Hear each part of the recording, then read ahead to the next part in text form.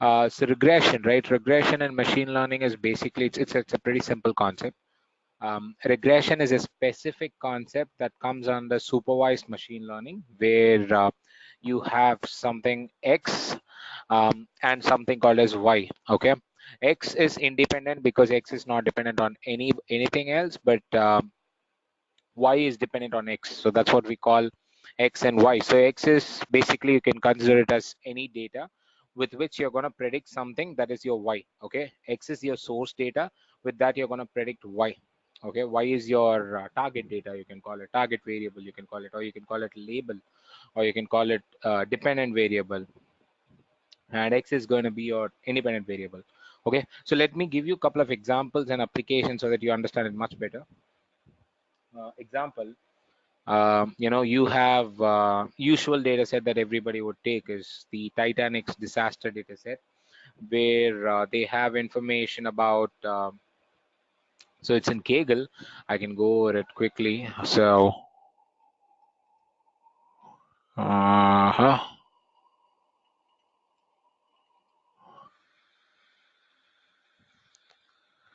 yep. I'll just give you a quick example so that you understand it better. Okay. So if you take the Titanic data set, right? So, yeah, hold on. Yep. So they have these many number of columns. Say example, they start out with passenger ID, survived. So who survived in the Titanic accident, passenger class that each and every passenger took, the name of the person, the gender of the person, age, if they had any siblings, if they had any parents or children, about like who also traveled in Titanic, and the ticket number, the fare, the cabin number, and embarked is basically the onboarding point. So these many number of detail is there in the train data, and in test data, they are asking you to predict for the missing people, right? So there could be some missing people, right, in Titanic. So they just wanted to predict who all went missing in Titanic. Okay, so that's this competition is all about. So they ask you to predict the survived column. Okay, so survived is your Y, and rest all columns are your X.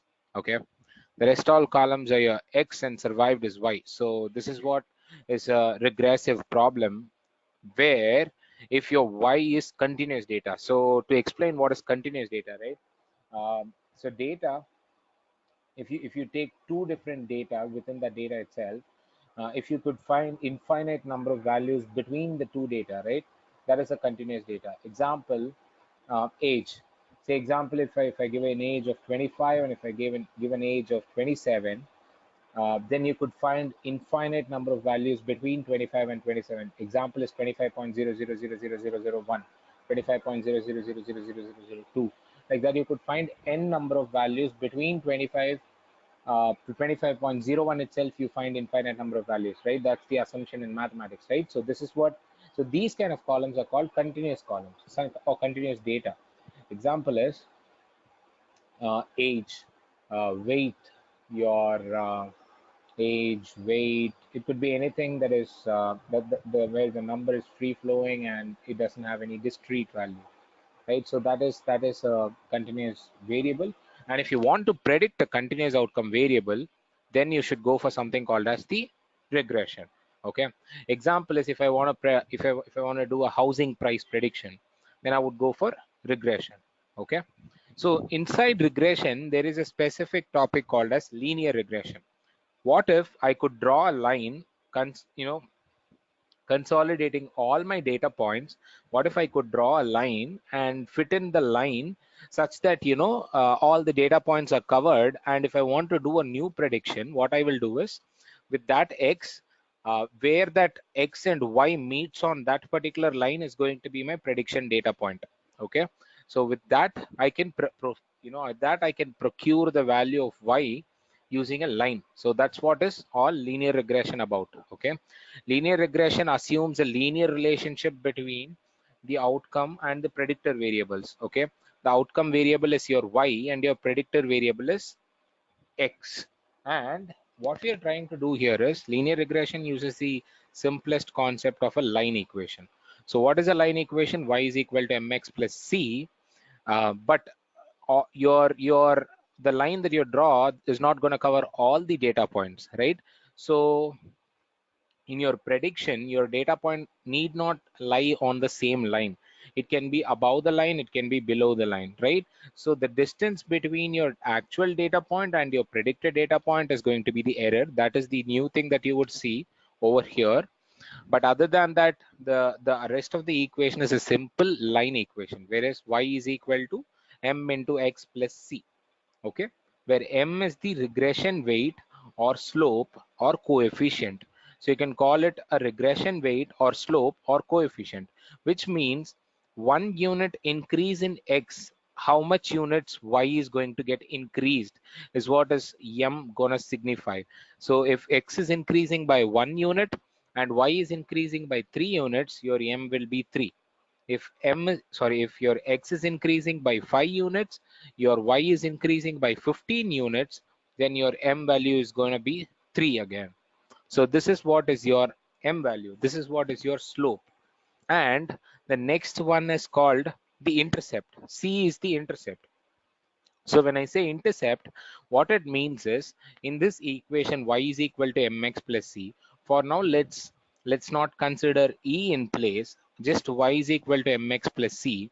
And if we put x is equal to 0, it is going to represent my overall y line.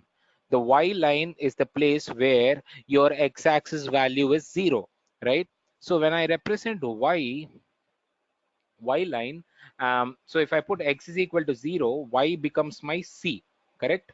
So wherever the line intercepts on the y-axis is going to be my c value. Okay, wherever in the y-axis my line is going to intercept, that is going to be my c value. And e is the residual error, which will always be there in linear regression or in any predictive modeling technique that we do, because we can't predict accurately, right? So we are doing something called as estimation. We are not trying to predict accurately, we are trying to predict approximately, right?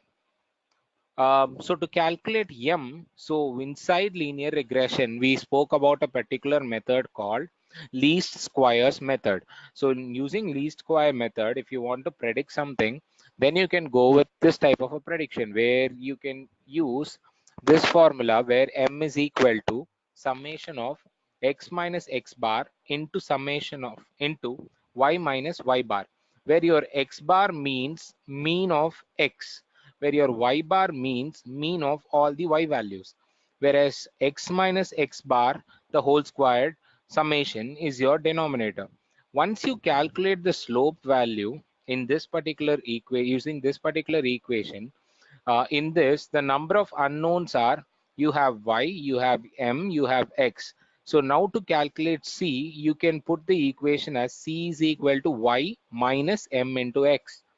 And uh, and the data point that passes through this equation is going to be your y bar and x bar. We will see that in a shorter period of time. We will see how all of these works, because we are going to take a particular linear regression problem and solve it. Okay, so c equals y bar minus m into x bar. And I talked about error, right? Residual error, right? So we should know how much confident our linear regression line is going to predict it, right? So to predict that, to say, my prediction of this particular point after I predict is going to be yp minus y bar the whole squared summation divided by summation of y minus y bar the whole squared, is going to give me a value between 0 to 1, which says if I get a value like 0.73, that means I'm 73% accurate in my prediction. So that's what it is trying to signify. So all right, so let's go ahead and do a demo. So if you could all log into Google Sheets and open a Google Sheet and try, and we'll take a problem and we'll try and solve that problem. Okay.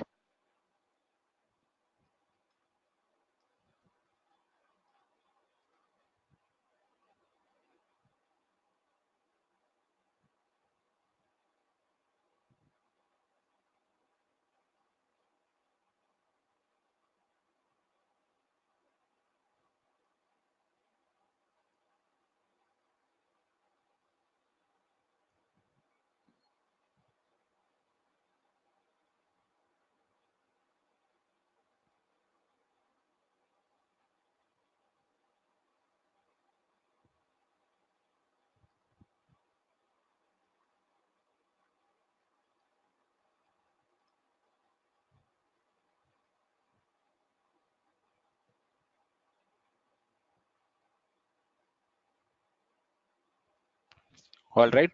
I'm taking couple of values for my x and couple of values for my y.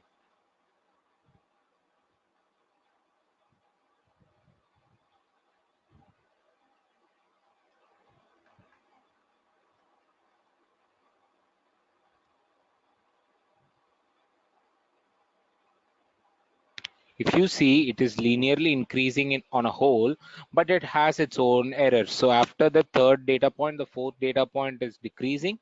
After that, you see an increase, and then you see another increase. So it need not be a straight linear line of data points which we are trying to fit. We are not trying to do that. We are trying to just fit in for whatever data points we have to predict for new values.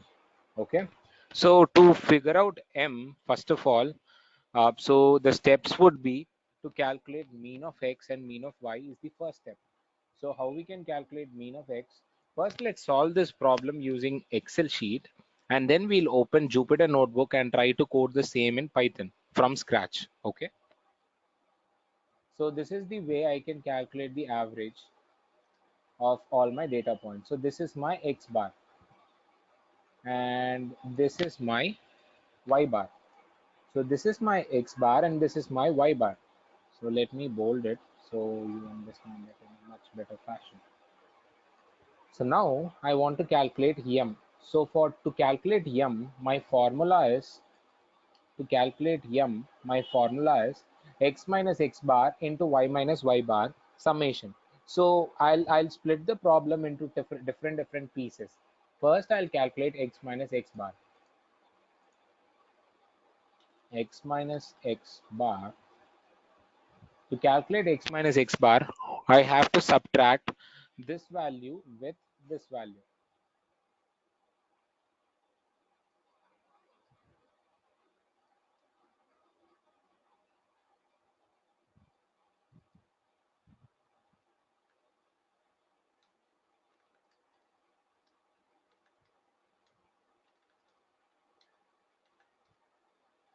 All right.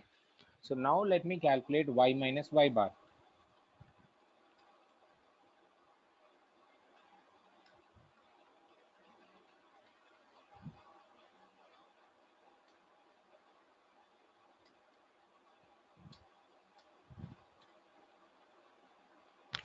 So now the next thing I have to calculate it, I have to multiply both of them and then take a summation.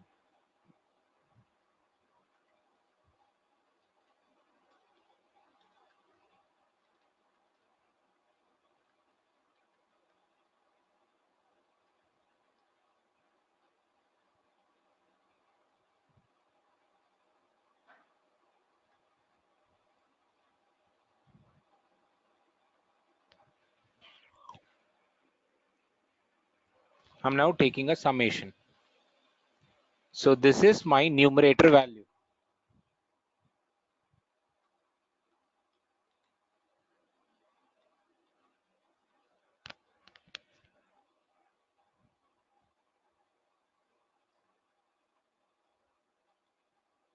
This is m value calculations numerator.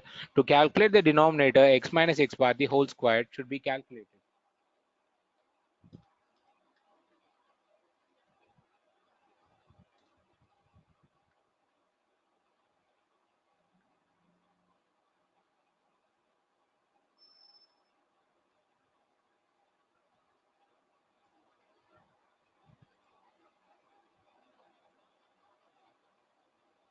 And now I'm calculating summation of the same, because for our denominator we have a summation as well.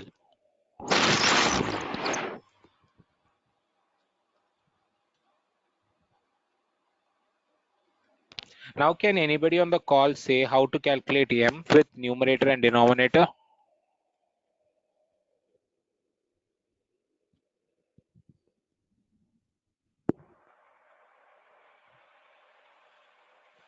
You guys can unmute and give your thoughts on how we can calculate.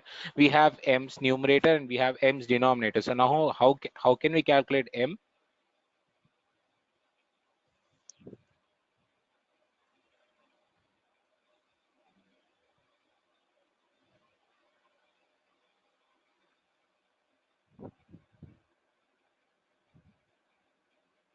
All right.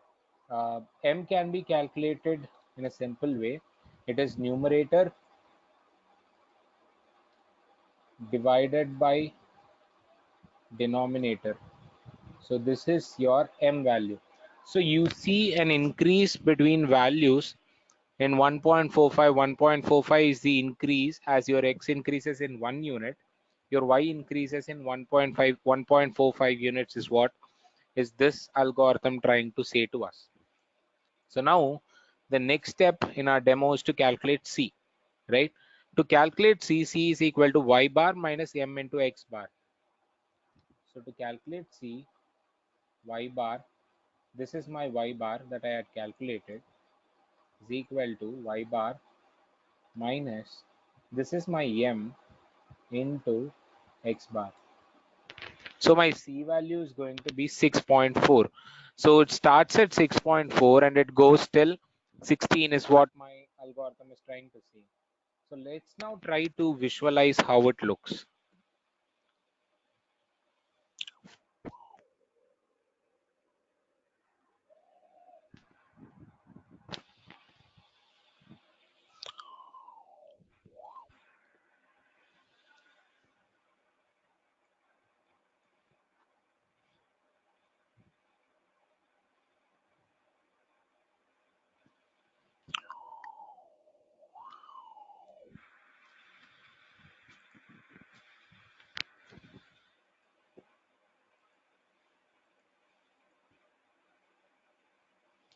So this is how my data point looks like, and my prediction is trying to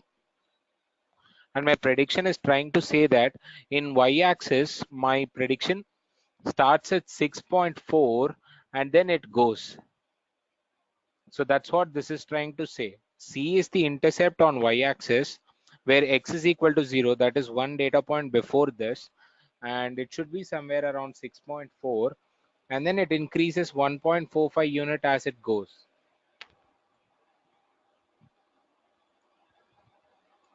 So now let's try to calculate. Now that we have calculated m, x and c, now let's try to predict with this.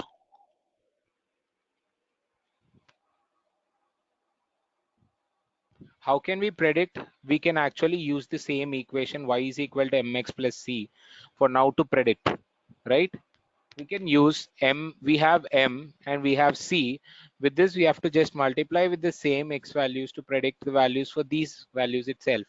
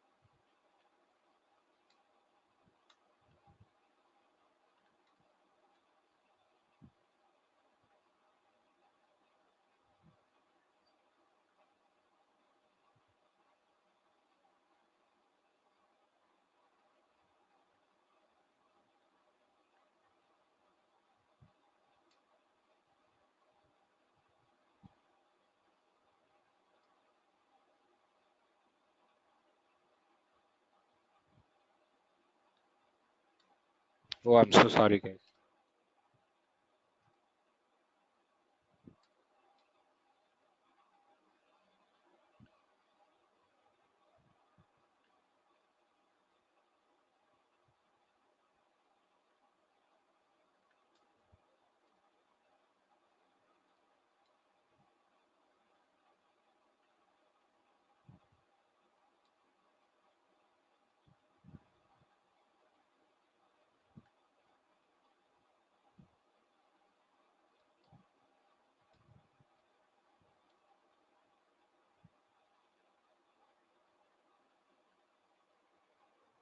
So these are my predictions for the same set of values. Instead of 8, my prediction is 7.85. Instead of 9, my prediction is 9.31. Instead of 12, my prediction is around 11. Instead of 11, my prediction is 12.2. Instead of 13, it is predicting 13.68. For 16, it is predicting 15.14. It is not correct, but it is trying to predict somewhat similar to what values have been already listed. So now let's try and calculate the R2 score for this equation. So how do we calculate R2 score? So that is the final step. R2 score calculation can be done by y prediction minus y bar the whole square divided by y actual minus y bar the whole square. This is my this is my actual y, and this is my predicted y. So predicted y minus y bar the whole squared I have to calculate, and then I have to summate it.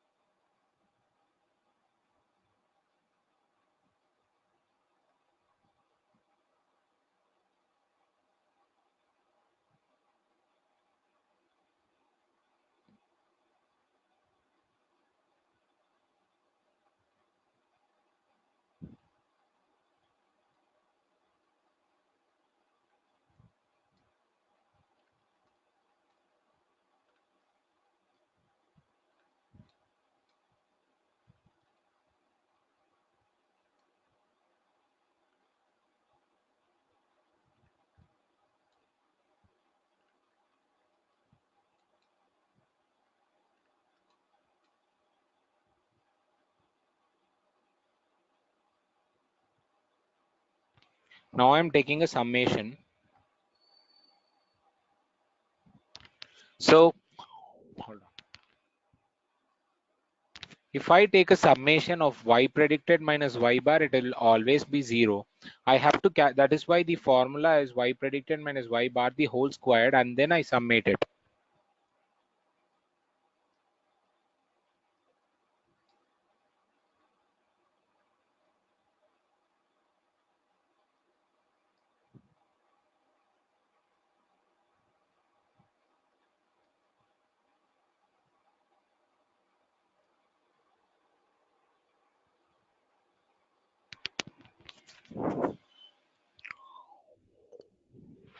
So this is my numerator in calculating R2 score. Now let's try and find the denominator of the R2 score.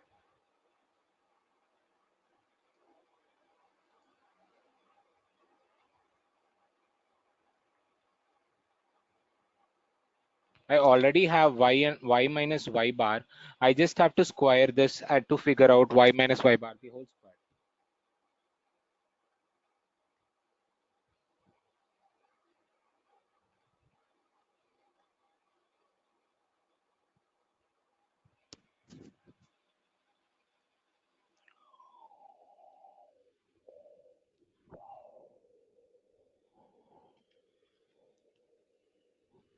To calculate R2 score, numerator divided by denominator. So I've got my R2 score. R2 score always, as I told you, ranges from 0 to 1. So this means to say that 89.535 percentage is what is my prediction is going to be accurate to. So my algorithm is going to predict 89 percentage perfectly is what the R2 square tries to say to us. So if you guys have been able to complete this Excel sheet, that's well and good. Or if you're not able to do it, we will share this Excel sheet with you on how you can predict a particular linear regression, how to solve a linear regression model using Excel. As well, we will try to see using Jupyter Notebook and Python programming how we can try and solve the same problem using linear regression. Okay. Now you can try and follow me of what I am trying to do, or you can also visualize it or see what I am trying to do. You can type try Jupyter for free.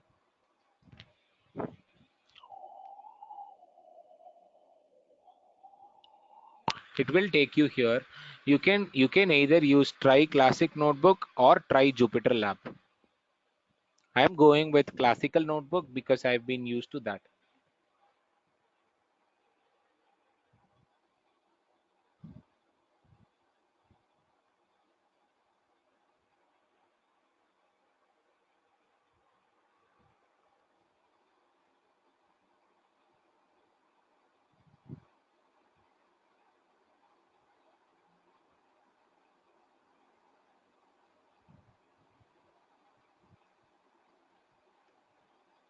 All right, so now let's open a new notebook.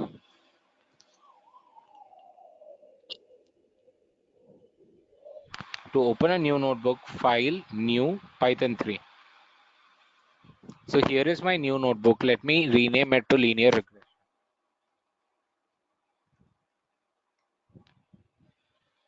Okay, so now to perform this from scratch, we need a library called NumPy.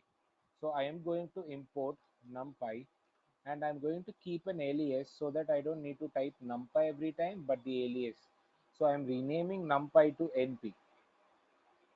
Yeah, so now my imports are done. So let me put a comment here stating that these are my imports. All right. So to execute this cell in Jupyter Notebook, you can press either Control and Enter or Shift and Enter. You will see a star. That means that it is getting executed, or you will see a number. Once it has got executed, you will see a number over here. It is the number of executions that is being tracked all over the cells in one particular notebook. If you run a different cell at a different point in time, you get a different number, but all these numbers are sequential. It is just like an id auto incremented. Okay, so let's go with the same set of steps. First we had the two set of values, which is x and y. Let's try and compute x, and let's try and put x and y as an array in numpy. We will use np wherever numpy is being used, because we renamed numpy as np. So let me copy the values from here and use them here.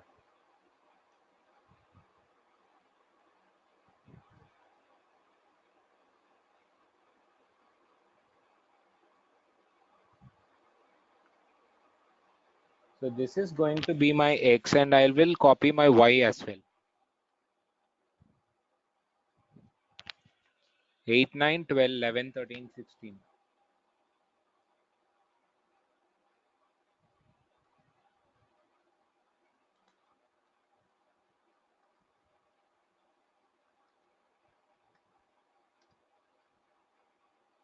This is my y and this is my x. So now I can just print my x to see what is there in x and what is there in y. All right. So now what I will do is, first thing that we did here is to calculate mean of x and mean of y. So there is a function in numpy to calculate mean.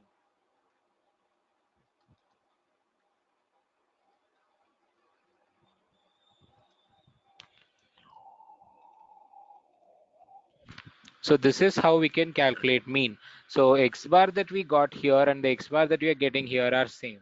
So similarly, we will calculate y bar as well.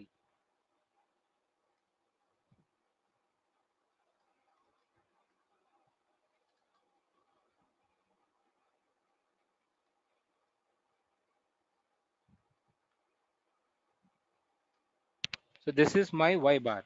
So x bar, now that I've got x bar and y bar, I will go ahead and calculate my m. So to calculate m, I will do something called as for loop. So for loop you all must have come across in the IT industry. So I'm going to do the same here in Python. I'm going to assign a variable called numerator, and I'm going to assign the value as 0, and denominator and assign the value as 0.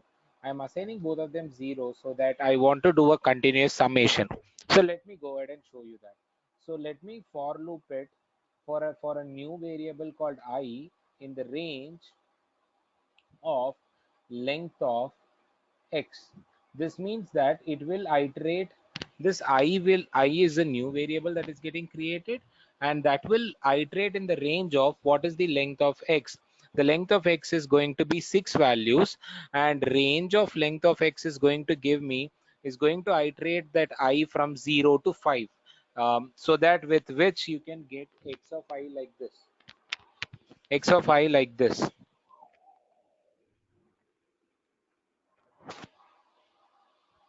I can print the x of I values and show. So it will print me x of I will print me all the values that are there in x, and if I just print I, it is going to print me the indices. So this is what this line tries to do. So now let's leverage this to figure out the numerator and denominator. Numerator is equal to numerator plus and denominator is equal to denominator plus, and let me code the numerator value. So the numerator function is x minus x bar into y minus y bar. So x of I is going to give me x at each and every value minus x underscore bar star y of I minus y underscore bar, and denominator is equal to denominator plus x of I minus x underscore bar, and we are going to do star star 2 to get the power of 2. So with this we will be having the numerator value and the denominator value, which we had got here, 25.5 and 17.5. So now let me quickly show you what numerator and denominator value we are getting at each and every point in time in the loop. So 8.75 is the first numerator, which is this value, which is x minus x bar into y minus y bar. And 6.25 is the first denominator, which is this value, which is x minus x bar the whole squared. And we are summating. So for that, I'm using nr is equal to nr plus. So that's why I assigned it to 0 first. So first time when it gets executed, it becomes 0 plus 8.75 plus. Next time it becomes 8.75 plus 12.5, and it keeps adding all the values. All right. So now with this, let's calculate the m value. M is equal to nr divided by dr. So now let me print m and see what value I'm getting. 1.45, the same value that we got here, right? So now let's try and figure out the c value. C is equal to y bar minus m into x bar. C is as well 6.4, the same value that we got over here.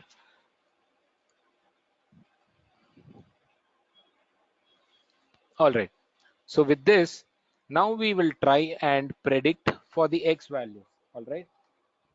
For I in range of length of x, I will predict using y is equal to mx plus c, right? So I have my m into x of I plus c. So these are the values that I got over here as well. 15.14285174 is what I got here. Starting from 7.85 till 15.14 is the same bunch of values that I'm getting over here.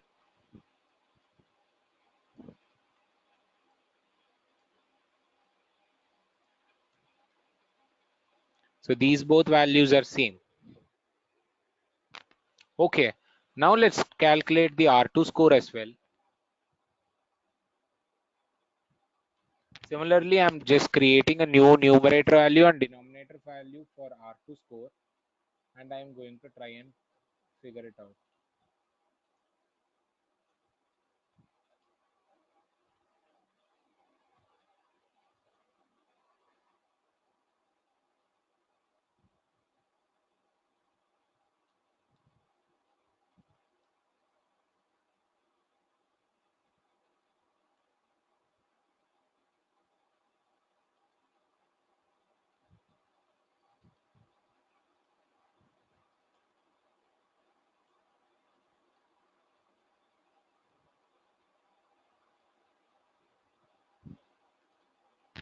So I'm putting star stars to wherever I want to power it up to the power 2.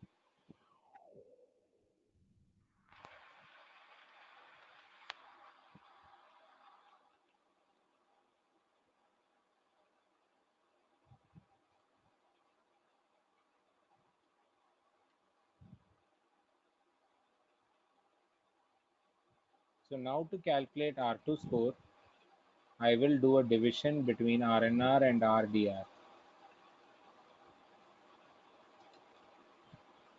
So the same R2 score that I got, 0.89535, is what I'm getting here as well, right? So now what I will try and do is I will try and use the logistic regression function that is already there in scikit-learn.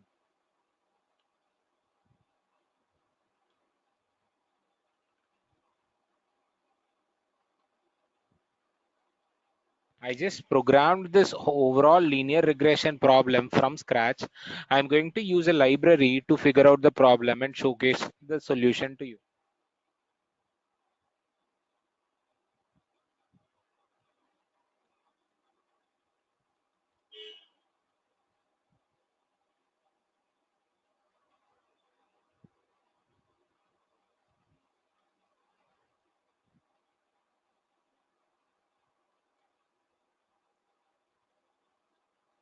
lr.fit helps you to train the data.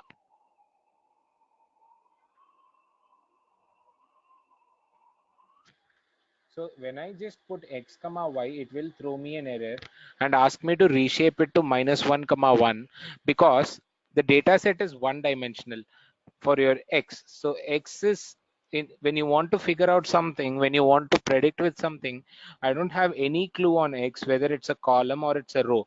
So I just want to reshape it in such a way that machine understands it. Now I'm going to start predicting the values.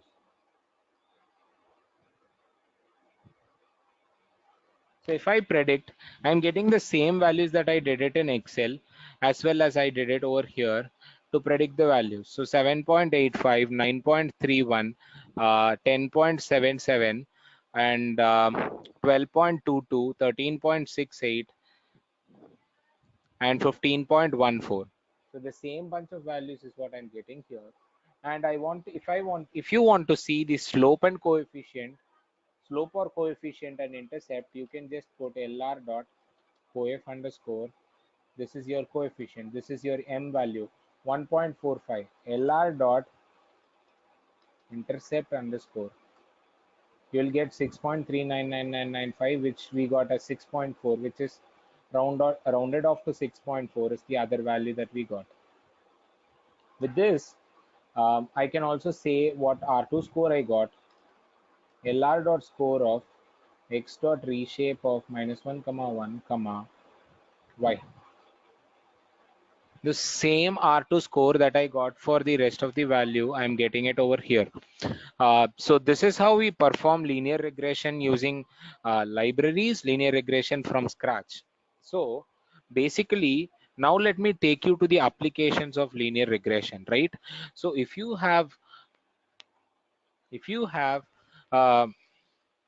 if you have a data set where it talks about the number of rooms and the square feet of a particular house, with that if you can predict the housing price, then it is a linear regression problem where with the square feet alone you are trying to predict the housing price. If it's 100 square feet, then the housing price would be somewhere less than 5 lakhs. If it's above 500 square feet, then probably the value might shoot up to 20 lakhs. So it depends on data to data, it depends on value to value. So linear regression is a very good thing that is useful in housing price prediction and a couple of many things in the real world industry. So this is what I had planned for today. So now I think just that I had completed everything. So if you have any questions, we can go over the questions.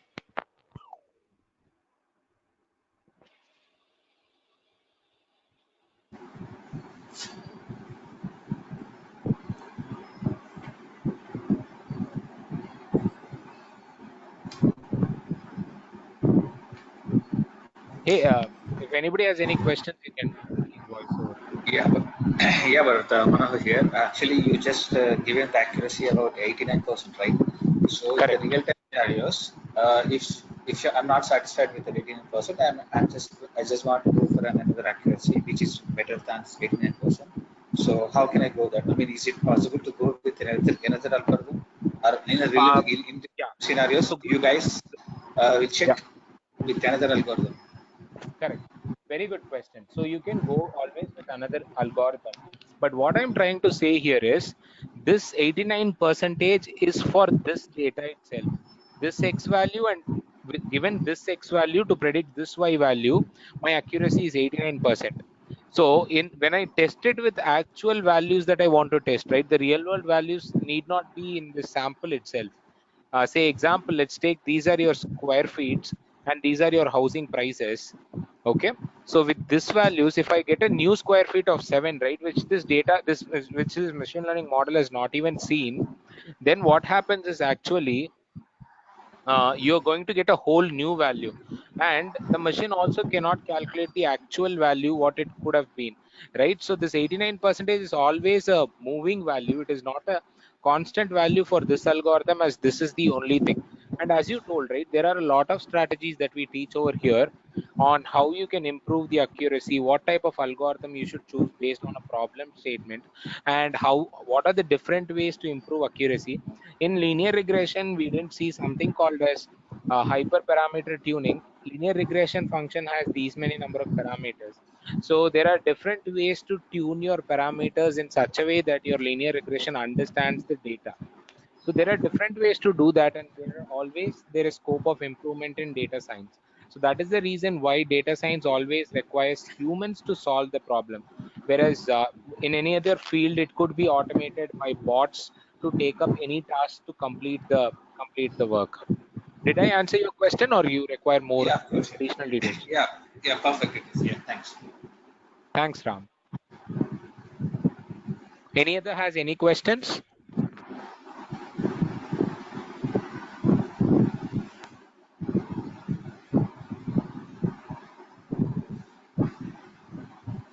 Yeah, this is Raman and Uh, Bharat. Sorry, someone continue, please. Yeah. yeah, this is Karthik. Hey, Karthik. I have a question regarding that, initial formula that you showed, that is y is equal to mx plus c plus error. So, Yes, this is the yeah, formula you're talking about, right? Yeah. yes, yes. So, m is the slope, which can also be the regression weight, and e is the residual error. So that is fine. But C is the intercept. So can you just explain a bit more about what is the significance of C, and in actual problem, how does C affects our output, or how will it affect our value? Sure. Actually, C is pretty simple. C is where in your y-axis, right? In your, okay, let me try and do something so that you understand it better.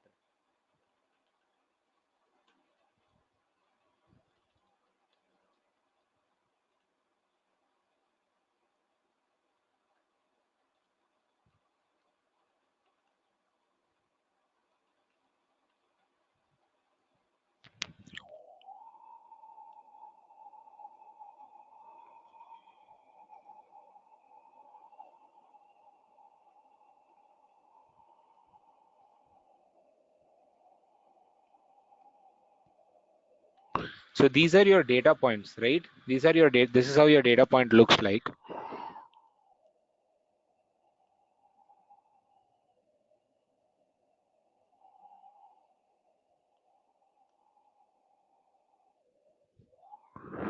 And okay, just imagine if you have a line that you want to cover all these data points, right? When x is equal to 0, it hits y-axis at 6.4 is what the C trying to say to you. Say this is 1, x is equal to 1, right? When x is equal to 0, this will have this much of distance where here, and the line would be probably somewhere around here, this point, right? So when you draw a line from here to here, that is what is your linear regression line, correct? So here Yes, it could be somewhere around 6.4. That is where it is hitting the y-axis, is what 6.4 or the intercept or the C value is trying to signify to us. So as you told, that is correct. That has so much of meaning on problem to when it comes from problem to problem. When you take problem like a housing price prediction problem, probably your x-axis, any house, if you take right from 0 square feet, right, 0 square feet could be 0 rupees, but your actual data, you don't have any data for 0 square feet, right? So your linear regression line that draws would probably draw it somewhere around 5 lakhs or 4 lakh rupees in India, in a particular area. It could be starting from 4 lakhs. So that starting value is going to be your C. From 4 lakhs my line starts. So that's what it signifies. Did I answer your question? yeah, yeah, Okay, yeah. thanks. Thank you. Yeah.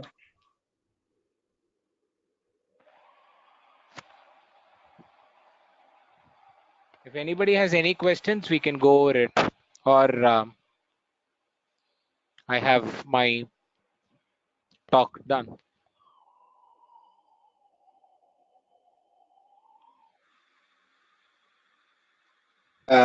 Thanks, Bharat. Anyone has any doubts? Okay, let's have a silence as no. Thanks everyone for joining. Thanks, Bharat, for your time. It was a very good session. So with the thanks note, I think Manohar is talking. Hi, Ram.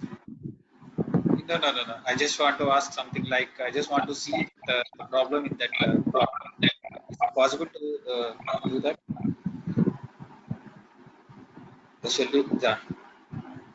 In that in the notebook, I just want to see it should be in that graph the solution. Sorry, Ram, can you repeat again? Your voice is breaking. Actually, you have implemented that accuracy thing, right? I just want to see that one in the graph. We have taken the values from the x-axis and y-axis, right? I just want to see that one in the graphical thing, that prediction. Sure. Yeah. Here you're saying, right? Yes. All right. I can.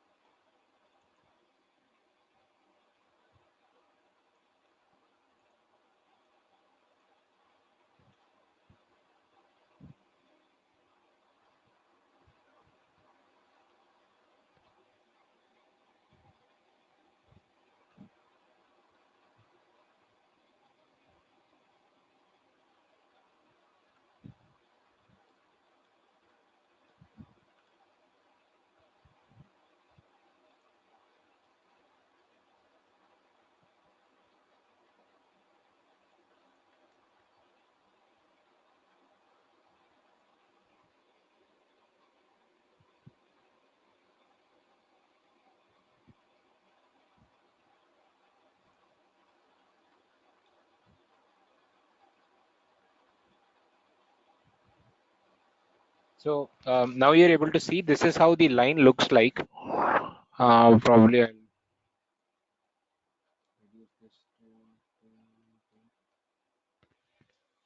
So this is how your linear regression line looks like. When x is at 0, right? Your coefficient is 6.4 is what it's trying to say. This value is somewhere around 6.4. Yeah. So this is the difference, right? With all your data points, right? One data point actually lies on the line, and the other data points are very close to that line, right? Yes. Yeah, that's what it tries to signify. Okay. Yeah. Thanks, Bharat. Yeah, thank you. Any other questions anybody has? Please voice over.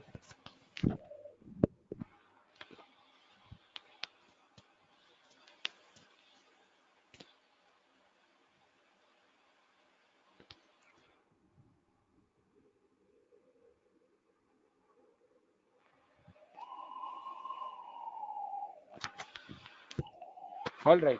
Thank you, everybody. Thanks, Kareem. Yeah. Thanks, Bharat, for the session. Yeah, thank you. Thank you. Thanks, everyone, for joining.